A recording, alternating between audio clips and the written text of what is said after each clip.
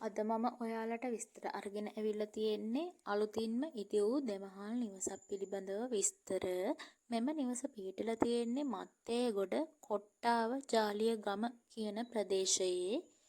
පදිංචියට ඉතාමත් සුදුසු නිවසක් තමයි මෙම නිවස. ඒ වගේම පදිංචියට මෙන්න ඕනෑම නේවාසික වැඩකට සුදුසුයි කියලා අධිකරු දැනුම් දීලා තියෙනවා.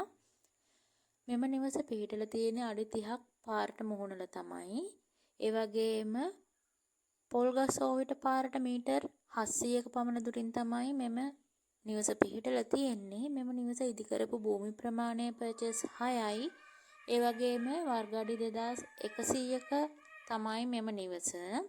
මෙම නිවස සම්පූර්ණම නිදන කාමර 3යි, නාන කාමර 2යි.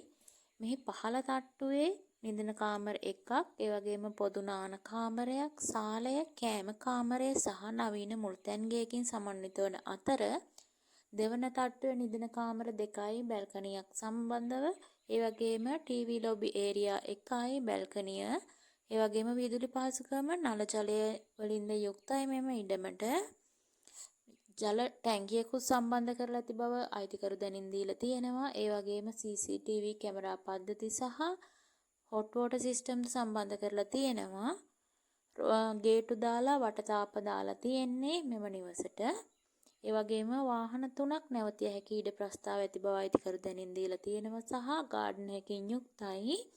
මෙහි මිල වශයෙන් අයිතිකරු සඳහන් කරලා තියෙන්නේ ලක්ෂ 345යි. මේ පිළිබඳව වැඩිදුර විස්තර දැන ගැනීමට සහ මිල ගණන් සාකච්ඡා කර ගැනීමට 077යි 84යි 80යි 410. මේ දුරකථන අංකයට දුරකථන ඇමතුමක් දීලා වැඩිදුර විස්තර සහ මිල ගණන් දැනගන්න පුළුවන්.